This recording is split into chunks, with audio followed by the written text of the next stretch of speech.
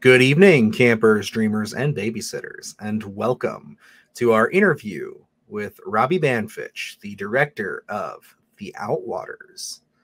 Yeah, this is a good bit of fun, man. I've really enjoyed the people we've gotten to talk to over the last month or so. Obviously, if you're watching this, you can see that today is the day that the film releases. So, with that said, I just want to put it up front that we do speak some spoilers. So if you have yet to see the film, maybe check it out and come back to this. But if you have checked it out, then absolutely do yourself a favor and keep watching the video because, very generous with his time. Very cool guy. Got to sit down with him and just discuss this film, his filmmaking process.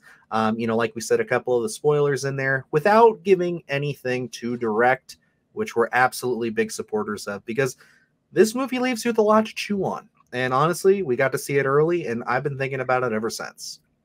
And I love, these filmmakers that we've been interviewing with, Kyle Edward Ball and now Robbie here. I mean, we have these younger filmmakers that are more adamant about taking us on an experience rather than hand-holding us and telling us what we should take out of a film.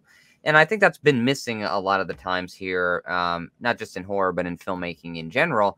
It hasn't been as much about the experience, and it's like watching this one, being able to see it, like you said, we're still sitting with it and we're kind of digesting everything. And it is, again, just like Skinnamarink, a film, you sit with it longer, the more you love it and the more you pick things out of it that you just want to think on. Yeah, absolutely. I mean, like, this definitely was up my alley. If you've seen our review, we had a lot of positive things to say about it. If not, go ahead and check that out so you get our full thoughts and opinions. But we do gush a good bit in the interview, as always, because we try to see films that we enjoy and talk to those folks. But it was such an honor and a privilege. Thank you again to Screambox and Robbie for getting this all set up for us. This was a lot of fun. And yeah, I guess without further ado, we'll just hop right into it. So here's our interview with the director, Robbie Banfitch. Alrighty, guys, so we're sitting here with the director of The Outwaters, Robbie Banfitch. Very nice to meet you, sir. Thank you for coming on the show.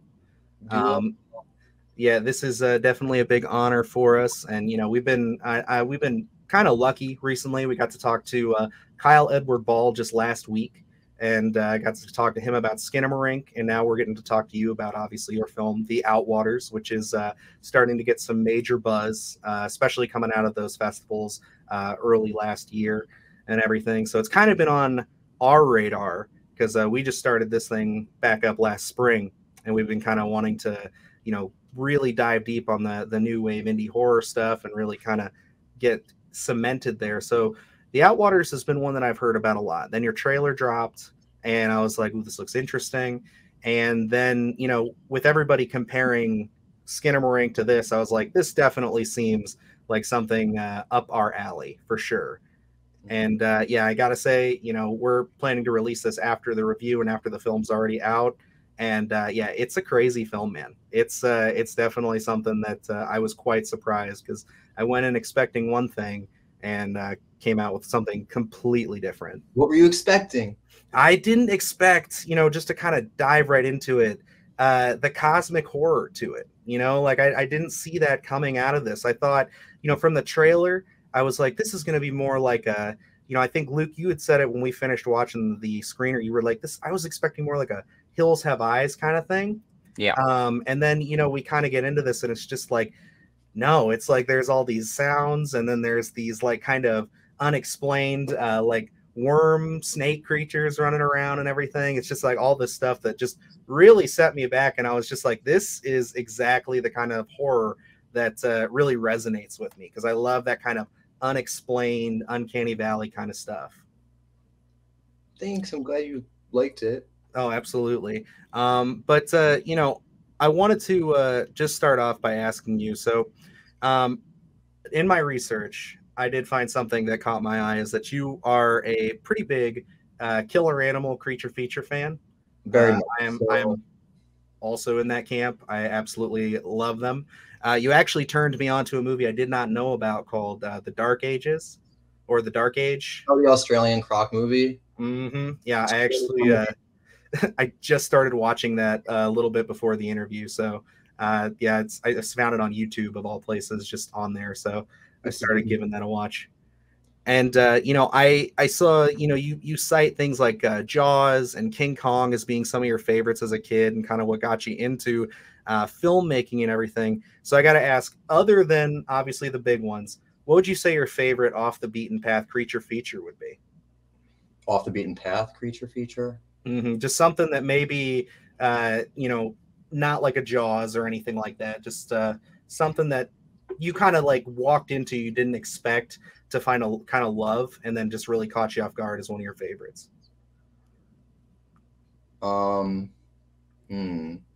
There's so many. Willow Creek. The Reef. Oh, the Reef is great. Yeah. Blackwater. But I'm trying to think of like The Pack, the 1977 killer dog movie. Love that one. I'd say that. I love that movie. You love that one? Yeah. I mean, so like but yeah, The Pack. Absolutely. Yeah, see, those are kind of the movies that I definitely resonate to as well. Like one that always sticks out to me, I remember seeing it as a kid. My dad rented it from Netflix, was Rogue. Yeah, that's a fantastic crocodile flick. Like I love everything about that. And so it's one of those things where it's like I definitely see that like kind of influence in your film here. Because I mean, obviously there's, like we said, there's some creatures in here, not really 100% sure what we're dealing with, but and I don't want you to have to explain everything from the film there. But I was, again, just curious, with that kind of being your introduction there to us with creatures, is that something that you plan on doing in the future, is like a pure creature feature film? Is there like a specific cryptid or creature you'd want to tackle? I don't have one in mind. So yeah, I'd love to make a killer shark movie, but there are plenty. Yes. Yeah, no, that's kind of the dilemma for me too, because Jaws is like my favorite film of all time. So it's one of those things where it's like, of course, anybody who does that wants to make a killer shark movie. But, and more like I hope that one day I can be killed by a shark in a killer shark movie, that's always fun. Rather than make one. That would always be great. Well, I mean, hey, if we ever get that way and I'm making a shark movie, I'll keep you in mind for sure. Because I've always loved that too. The idea of just like knowing somebody, it's like, you can kill me in any movie you want. Like, I don't care. Like, I guess that just comes with the territory of being a horror fan. Yeah. Yeah, I don't have a specific creature feature in mind. Oh, no problem at all. But I'll pass it over to Luke here just to give him a little bit of time, since I don't want to keep him completely in the dark. Oh, thanks, Dylan. I like being in the dark, actually. But just getting into the Outwaters in general, looking at it, obviously this is found footage. Was this something you have a love for in the found footage kind of subgenre, or was this kind of more so out of necessity in order to make a film you felt it was more, let's go with the found footage element? I don't necessarily have a love for found footage other than specific films like any other film I have a love for. So Willow Creek, The Blair Witch Project, Punishment Park from the 70s, which is, it's presented as real footage, even though it's a fake documentary. But yeah, and then I did always want, like, even if I had a bunch of money, I always wanted to make a found footage movie just because of the freedom with the camera and playing around aspect that I thought would be possible doing something like that. Yeah. In like approaching something like that from a writing perspective, is that like something where everything's lined out A, B to C, or you're kind of just like once you get the actors and you get the situations down, you're like, let's kind of keep this a little more fluid and see what seems more natural? Because like watching the film, that's one of the things that I picked out the most, is even before we get out into the desert, just the setting up that you did and the dialogue that ensues. It feels so fluid and natural, especially the way you edit it. So I was just curious because it feels so real. It doesn't have that, like when you're watching something like a Quentin Tarantino film, it's like you're playing in your head, any interaction that you had was more so like, oh, well, this is what I should have said, and it's so cinematic, but yours comes off so natural. Is that actually in the script itself, or was that something where you just let the actors play? It was pre-planned. It was set up to not. I mean, there were things in mind, and I knew what had to happen. But I can't stand found footage movies where it feels like actors, even if they're good actors, it feels like acting. Yes. The whole point of, for me, the whole point of found footage is it's supposed to feel real.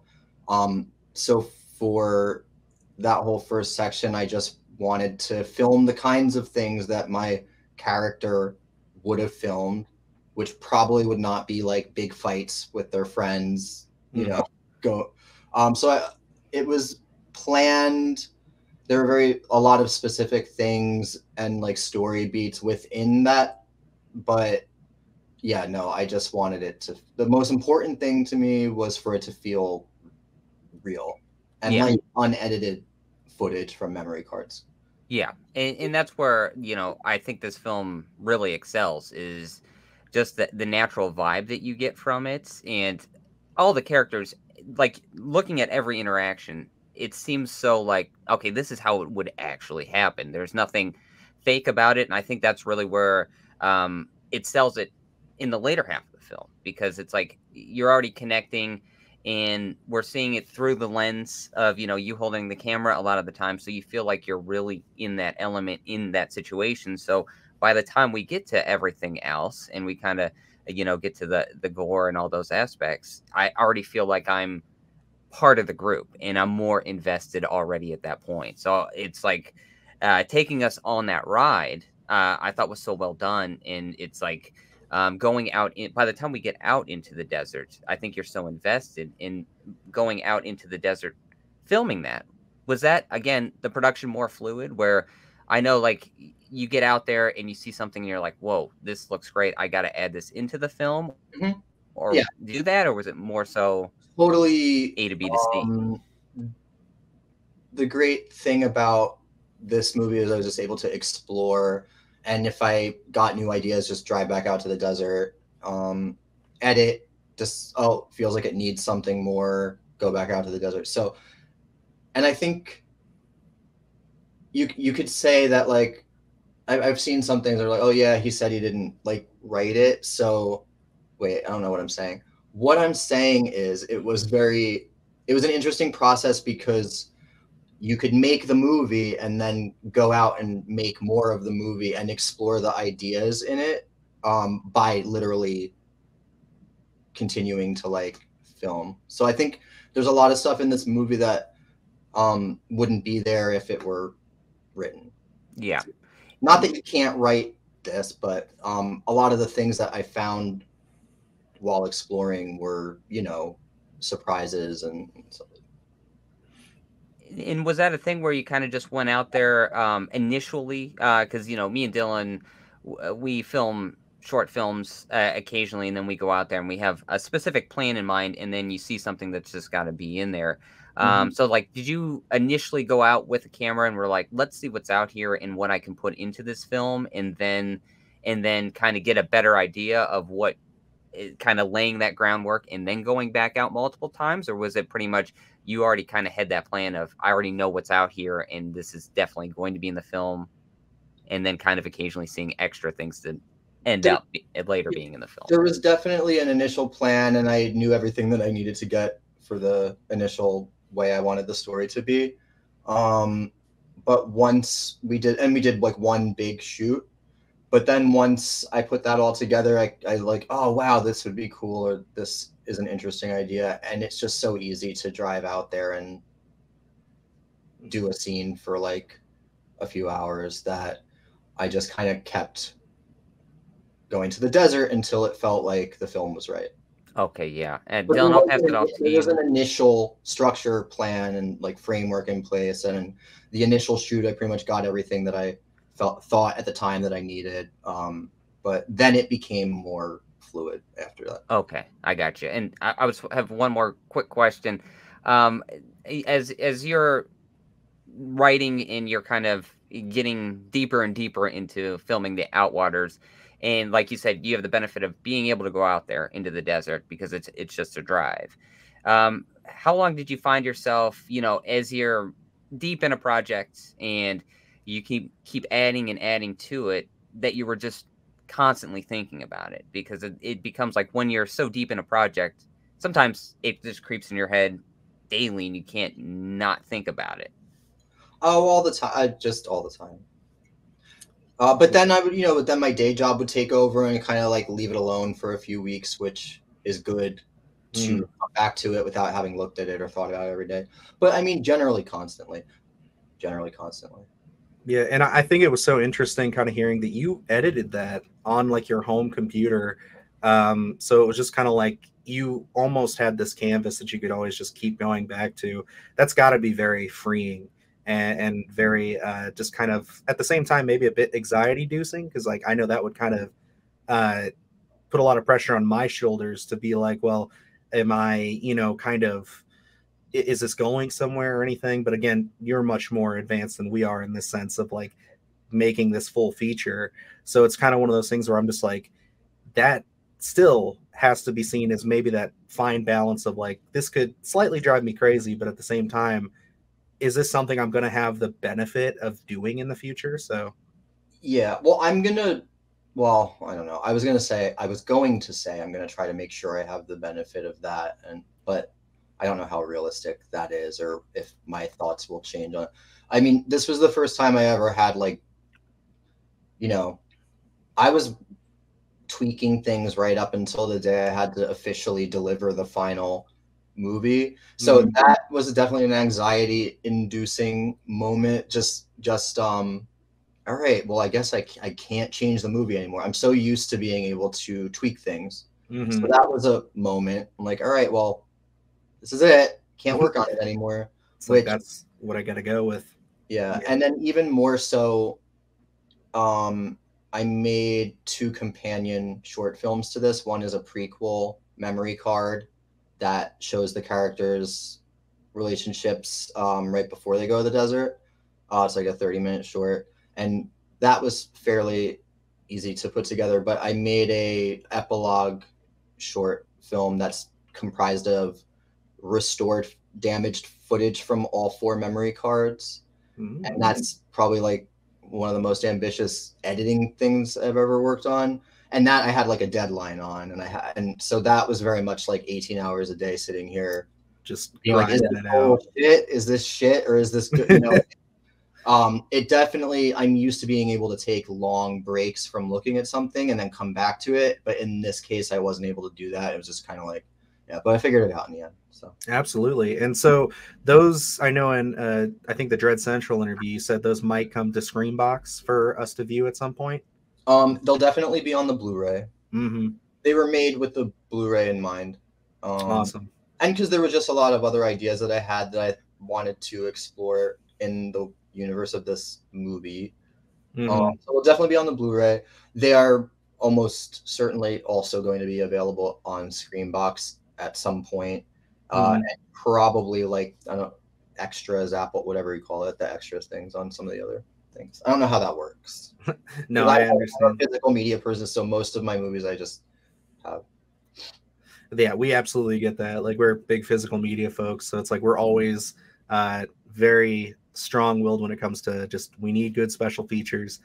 As of late, it's been frustrating to get movies that you're like so into and like you want to find out more if you can, and then like there's no commentary. There's like a gallery and a trailer, and it's like, oh, come on, like you couldn't just give me a little something.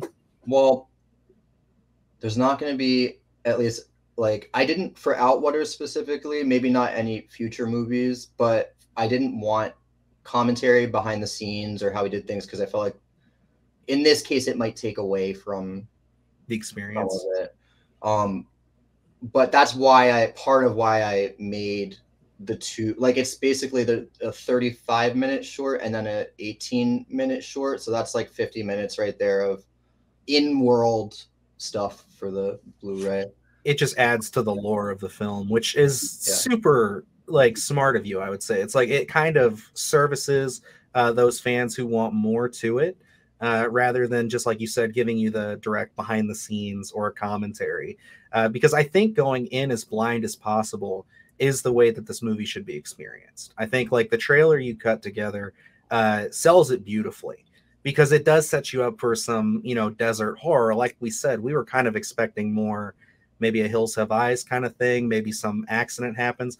But when you kind of get into this and then we start having these, like, you know, obviously I don't want you to have to reveal too much of what went into the pie, but like just like these snake worm critters and then this large entity towards the end of this film, which I believe that's kind of what we're going for. You know, it's just one of those things where I'm like, that's really where I kind of started to fall in love with the movie. And I was just like, oh my God, this is so interesting to me. Because to me, you know, and I'm not the most well-versed in found footage. I really like, you know, Blair Witch Project obviously is one that everybody kind of likes. Cloverfield is one that I grew up with because I'm a big kaiju fan. So it's like that worked for me. So when I saw this, you know, and I've seen a lot of really rough ones on Tubi. So it's one of those things where it's like, this was just kind of taking it to that next level of combining that kind of, you know, cosmic time loop kind of horror in with found footage. And I just thought that was such an interesting blend. Where did that kind of come from? What influences brought you to adding that kind of material to it? Was it always the intention, or was it kind of something that as you got into it, you kind of figured it out? There's a specific idea that sparked the idea of the threat in the film. Mm-hmm. And that specific idea, it was just kind of following the logic of the idea. So it wasn't like necessarily planned, but I just followed the logic of the idea that I had. And like, this is what might be out there in this case. I don't actually talk about what the specific threat is, because it does Absolutely. People have their own interpretations. And I like, for this movie, I like that you can come away with a few different interpretations and they're not necessarily wrong, even if they're different. And you know, go ahead.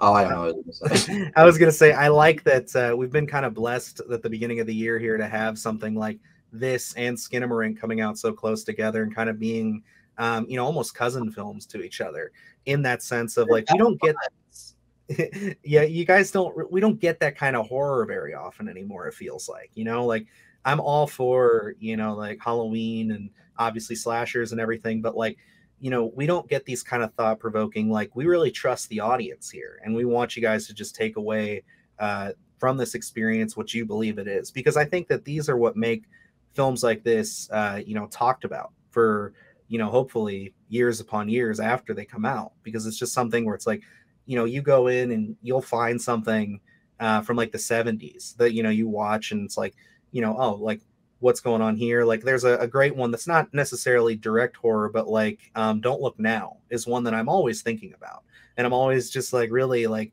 trying to decipher what the full threat and what's going on in this film. So it's like, it's really nice to kind of harken back to that in a sense with this film and something like Skinnamarink. So is that like something where obviously you're saying that that's what you want the audience to take away from it there, but is that something that you're hoping to carry on in your future works, is to leave it up to the audience? Or do you think that you'll have kind of more direct storytelling as, you know, your projects go on? It just depends on the project. I'm like, so I have two other features that are not released yet. One of them is a black and white silent feature that's like an art house drama. Very carefully composed shots. It's not found footage. And that one is totally different. That one also is kind of like you go with the flow and experience kind of thing. But then my newest one, Tinsman Road, is straightforward storytelling. Yeah, and you had mentioned that on a couple of the interviews and podcasts that I watched with you there, where that one is, you know, only you said very slight hints of horror in that one. No, it's pretty horror-y. I don't know what okay. But it's a mystery drama first, and the horror evolves out of that. But it definitely is horror. I would like, if you put it at the video store, it would be in the horror section. Yeah. Awesome. And is that a genre that you think you're going to stick with for time to come, or do you kind of see yourself branching off into other genres as your career goes on here? I mean, I'm really above horror, so no, there's tons of horror movies I want to make and tons of dramas I want to make. So I see myself primarily doing horror, drama, and there's some musicals I would like to make. Yeah. So I'm in that really horror, drama, mystery. I'm not. If I did comedy, it would be very like real, like the kinds of laughs that arise from character and not from like jokes. Yeah. So I can't really see myself wanting to do any like action type stuff. But yeah, I will always want to make horror movies regularly if Absolutely. Yeah. And like before I pass it back over to Luke here, like what specifically drives you to those genres of film? Is it more kind of like the emotional aspect of it? Do you kind of engage with those most when you watch them, or is it just kind of like how they make you feel, or is it do you like kind of being able to, you know, make somebody cry in one film and then absolutely scare the shit out of somebody in another? I don't really know where it comes from. It's just an idea. It's a case for case basis. I don't know. Like, all good. I mean, my favorite films are a mixture of really serious dramas, and really like artful horror films. I don't know. So probably just all comes from for whatever reason why I gravitate towards making those is the same reason that I gravitated towards watching them and loving them. But I don't know what that is. No, completely understand. But Luke, go right on ahead. And then kind of like piggybacking off of that a little bit. Whereas, you know, you just mentioned quite a few projects that you already have in production. I'm assuming your list is even longer for stuff that you want to get made. What's that kind of inception for those ideas look like for you? Is it something where you are just watching a movie and you're like, you know, this is a good film, but there's an idea here that was kind of missed, and I want to expand upon this and make it my own? Or is a lot of your stuff just based on like personal experience that you're like, this is a life experience that I want to bring onto film, and then we just expand from there? Again, it's just a mixture of things. I don't know that I've ever watched a film and thought, oh, I like this idea, but I want to take it further. I don't know. But I mean, for Outwaters, it was some visuals I had and just an idea for a threat that made me inspired to do that one. For Tinsman Road, it was just the name of the road, Tinsman Road, always stuck with me since I was little. It's just this road in New Jersey that my dad stole a street sign from. And that name just evoked a lot for me. And then for Ex Valis, that was probably born out of my love for like Terrence Malick and Ingmar Bergman and just like visual storytelling. I also wanted my first, because Ex Valis is the first feature that I completed shooting, even though it's not out yet. But I wanted my first feature to be a silent feature because there's not many of them. Yeah. And a lot of my films growing up were silent films, or at least films without dialogue. There was always sound and music, but I had worked for years on mostly films that were told without dialogue. And I wanted to take that, take that to the highest place I could and do an actual feature that was silent. And so that's where that came from. Okay. Just a bunch of different things. And then kind of going into the Outwaters here, like, because they're, especially at the very beginning, we're establishing the relationship. So we're kind of getting into the dialogue and how all that interplay. But then as we go through the film a little farther, it's based on, low lights where we get glimpses of things. And there is more so dialogue coming from your perspective rather than anything else. Is that something where that was already thought out, or as you said, you went back to the project multiple times where it was like something's missing here and we kind of have to add something in to kind of take that the audience on that experience? So let me see what plays here, and you were picking and choosing what kind of audio points you wanted in there, or was it very specific from that standpoint?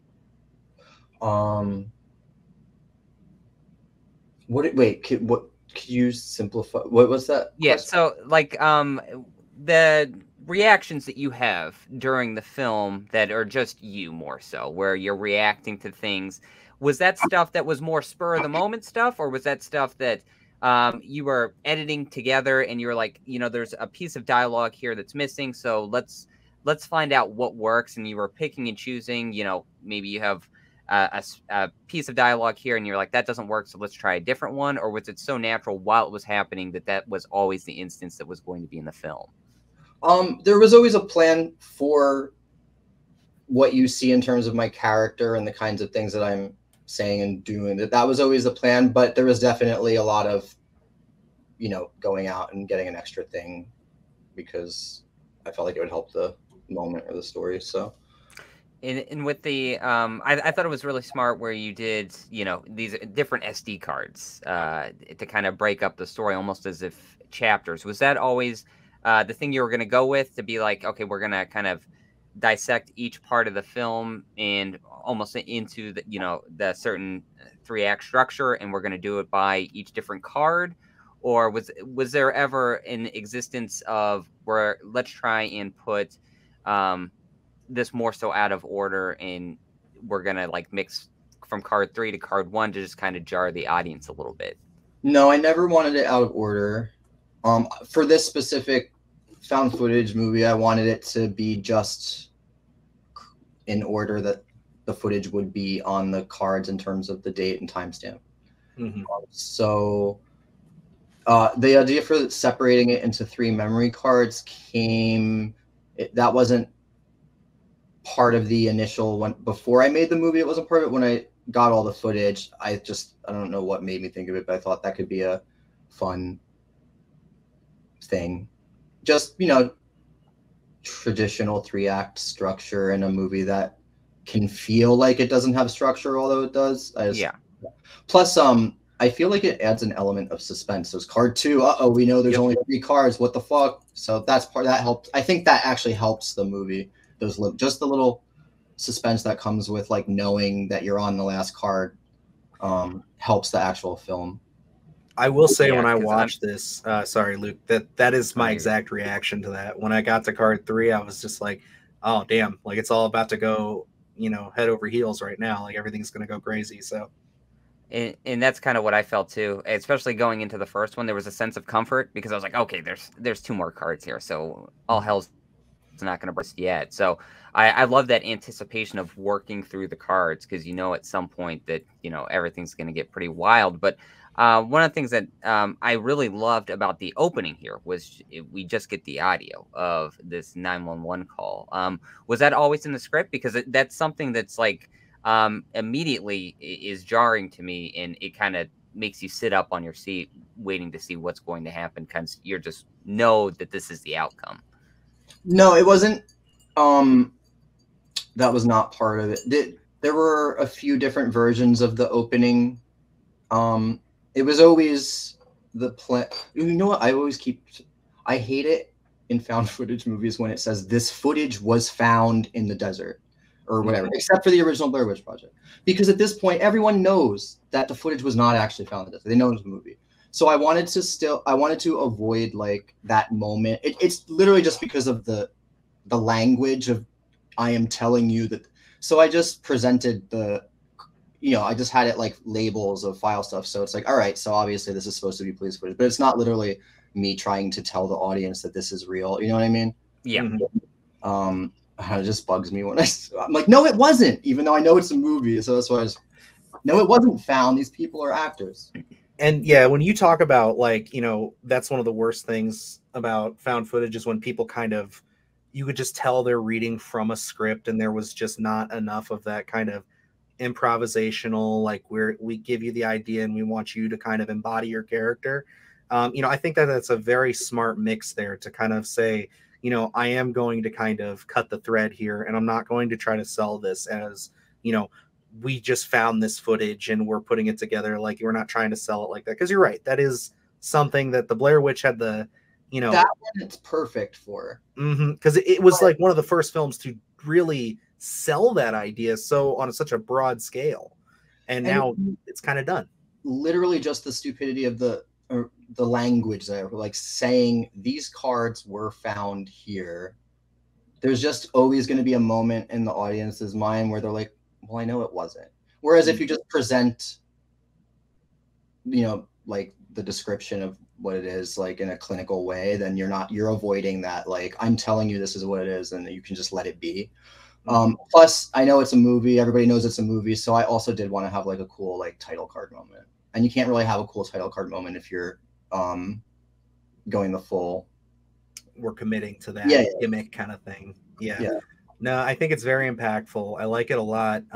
You know, one of the things that I kind of had to ask was an influence to this film. Was The Evil Dead at all an influence to any of this? Because like just the way that like you kind of have the noises of the way it's kind of like, I don't know if it's like reverb or what, when people are kind of screaming and stuff. It reminds me very much of Deadites. And then obviously there's a sequence towards the end of the film where your character is kind of entrenched in these tentacles. And I just got major Evil Dead vibes. So I had to ask, was that an influence for you?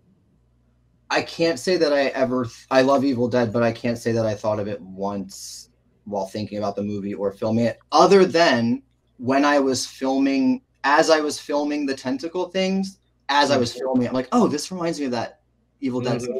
But it wasn't, so that reminded me of that as I was filming, but it wasn't, that wasn't a film that was in my mind while making this. Gotcha. Just my love for it, my undying love for Evil Dead.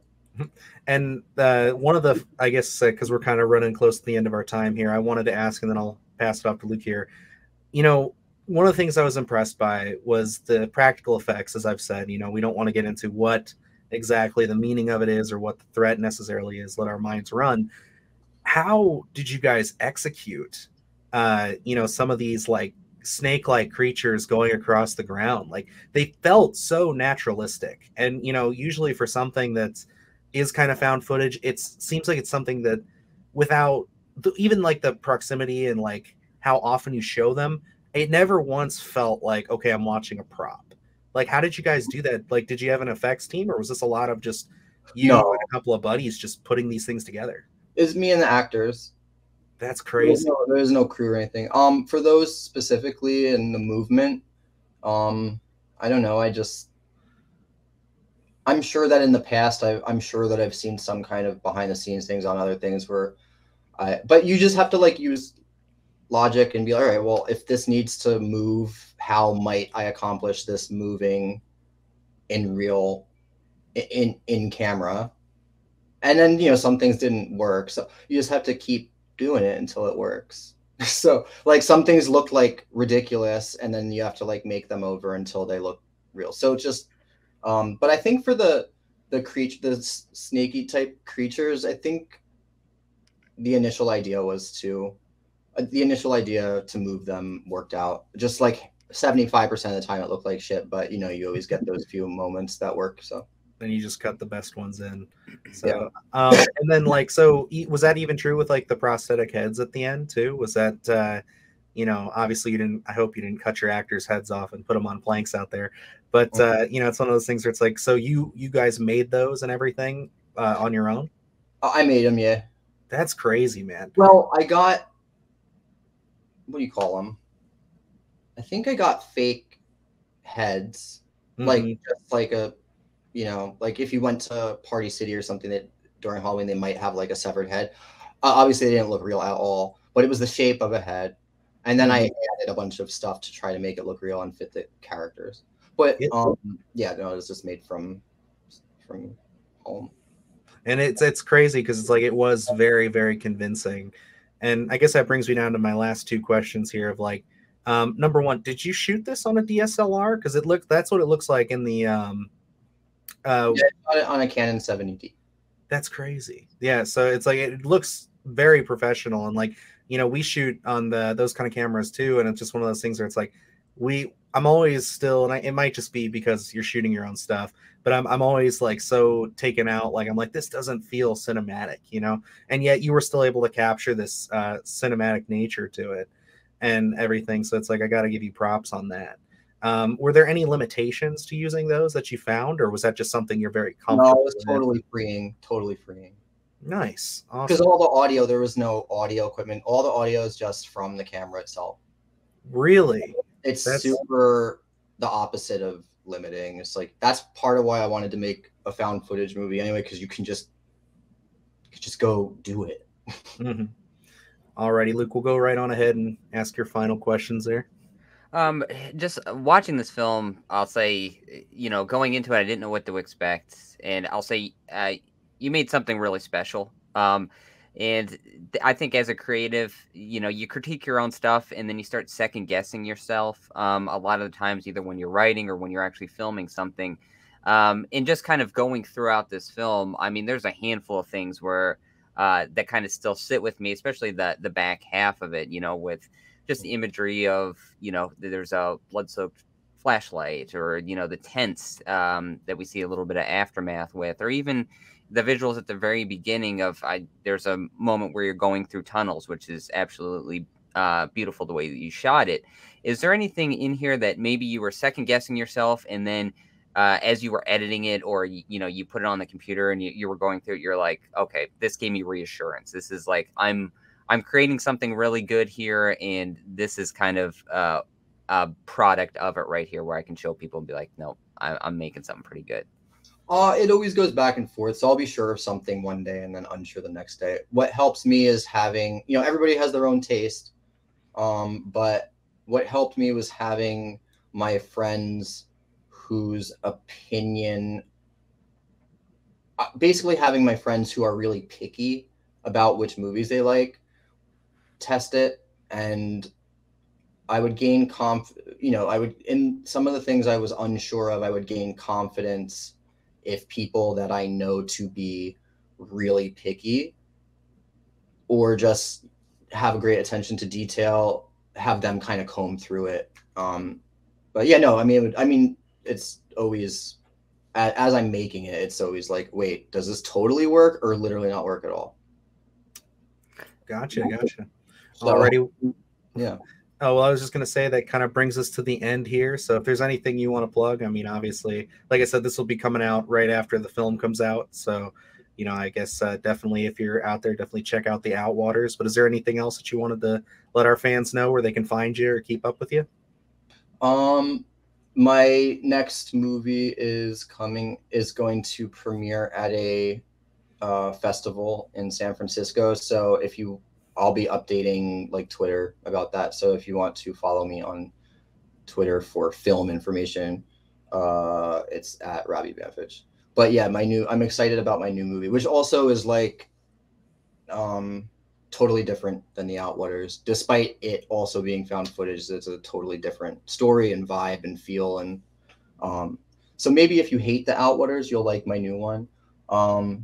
If you like the Outwaters, you might like my new one too. Who knows? Movies are all different. So are people. Subjective. So. Absolutely.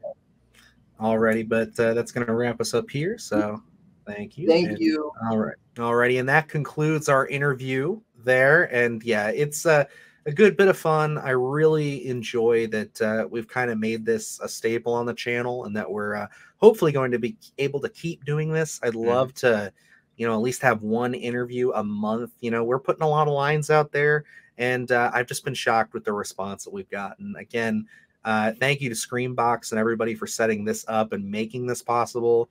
We will be upfront and honest. We did get a screener for this, and it's the first time that's ever happened for us. So, we got to thank them so much for giving us the opportunity to see this and give our thoughts and opinions. And of course, just setting this whole thing up with Robbie. I mean, it's fantastic. I mean, we're talking about the company that helped produce Terrifier 2 and all this great horror content that we've been getting. It's just awesome. They threw a bone to the little guy. And it's so wild, just from a personal perspective here. We just, again, the channel's in its infancy still. We picked it back up on a whim, thinking, hey, let's just start the podcast up. again, and now we get a screener for the Outwaters. We've interviewed several directors already in our first year here back as a podcast. What a wild time. It's just like being able to sit down with these directors, pick their brains, kind of get their views on everything and the stories they try to tell. And, having an excuse to just gush about horror is just phenomenal. And this interview is something that is going to always be special to us because it was our first screener. And it's a quality film. So, I think we're batting 100 here, or 1,000. I don't know anything about baseball, but it's one or the other. There you go. But yeah, no, this was definitely a good bit of fun. We hope if you guys have watched this, that you've seen the film. Definitely let us know what you guys thought of it. What are your theories, thoughts, and opinions? As Robbie said, he's never going to reveal directly what's going on in it. But again, I think that's part of the fun here. With things like this and Skinnamarink, just let it go, let it permeate, let it live, let there be a million video essays. Yep, and fester for years to come. And just let it go. And I'm excited to see what Robbie comes with next. Obviously, he's got a couple of projects already in the barrel, ready to fire. So we will be here to cover those. And maybe we'll have him on again to talk Tinsman Road when that finally hits, which should be pretty soon. So that'd be a lot of fun. Fingers crossed. And I mean, again, carrying over from 2022, we're in 2023 and things are still looking up for horror. Absolutely. But alrighty, guys, that's going to wrap us up here for the interview. Thank you again for watching. If you're new to the channel, you're just discovering us, please hit that subscribe button. We are on our way to 1,000. Obviously, it's February now. We cross our year mark in May, and we'd love to be just crossing that threshold. That'd be a huge accomplishment for us. And other than that, you can check out our review for the Outwaters, like I stated earlier, as well as all the other content we have going on the channel. We're still covering The Last of Us week by week here, so we got a lot of fun going on with that. And just check out our other interviews too. We've got that with director Kyle Edward Ball talking Skinnamarink, and then before that, we even talked to Stephen Lamort for The Mean One back in December. So lots of fun there, lots of great bits of indie filmmaking information, very inspiring stuff. Absolutely. Alrighty, but I guess that about wraps us up here. So until next time, I am Dylan Newell. And I'm Luke Janesco. And remember, stay scared.